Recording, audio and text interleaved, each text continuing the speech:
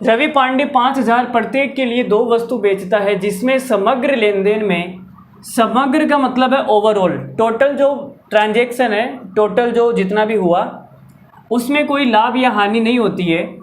यदि एक वस्तु को 16 से ही 2/3% लाभ पर बेचा जाता है तो दूसरी को कितनी हानि पर बेचा गया। CGL मेंस 2019 का सवाल है।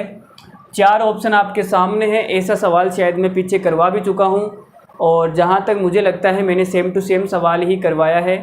जल्दी से आंसर बताएं। वीडियो को रोक के एक बार खुद से ट्राई करें। चलो मैं बताता हूँ।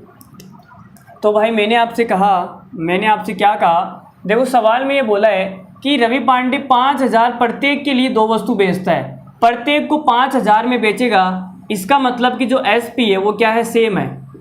दोनों वस्तुओं की जो SP है वो क्या है, सेम। और दूसरी चीज़ इसने बोली है कि समग्र लेन देन में कोई लाभ या हानि नहीं होती है, ना तो लाभ होता है ना हानि होती है। No profit no loss. तो नो प्रॉफिट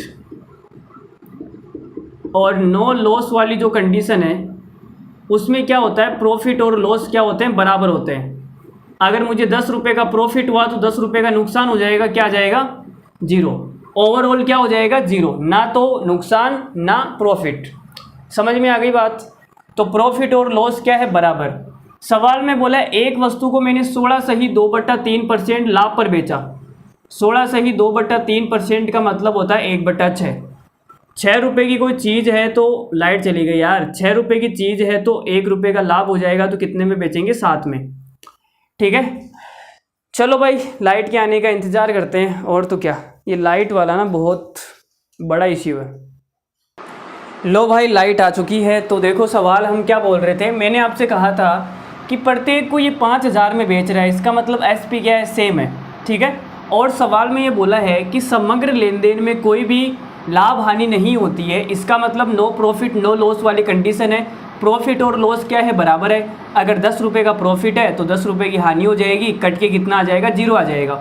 ठीक है, तो प्रॉफिट और लॉस क्या होता है, बराबर है। ठीक है, यहाँ से 16 से ही 2/3% का लाभ होता है पहली वस्तु पर। तो 16 से ही 2/3% का मतलब 1/6 होता है। 6 पे 1 का लाभ, 6 रुपये पे 1 का लाभ होगा, मतलब 7 रुपये में बेचना पड़ेगा। तो ये मेरी CP है और ये मेरी SP है और ये मेरा प्रॉफिट है। ये होगी पहली वस्तु की बात। सेकंड वस्तु में क्या हालचाल है देख लेते हैं। सवाल में बोला है जो SP है वो सेम है। अगर इसकी SP 7 है तो इसकी भी SP कितनी आ जाएगी, 7 आ जाएगी। यहाँ तक कोई डाउट नहीं है। अब प्रॉफिट और लॉस बराबर है। यहाँ अगर 1 रुपये का प्रॉफिट है तो यहाँ 1 रुपये की हानि हो जाएगी। ठीक है, 1 रुपये की हानि के बाद में हमने अपना माल 7 रुपये में बेचा तो CP कितना आ जाएगा, 8। यहाँ तक सबको क्लियर है। तो हमें क्या निकालना है, लॉस परसेंटेज निकालना है। तो आप बोलोगे सर 1 रुपये का लॉस है 8 पर, तो 100 पर कितने का होगा, 1/8 का मतलब होता है 12.5%। तो ये हमारा सवाल का आंसर आ जाएगा। 12.5% क्या है, लॉस है। ठीक है, तो इस सवाल का जो सॉल्यूशन है हमने बहुत ही ज़बरदस्त बताया है। उम्मीद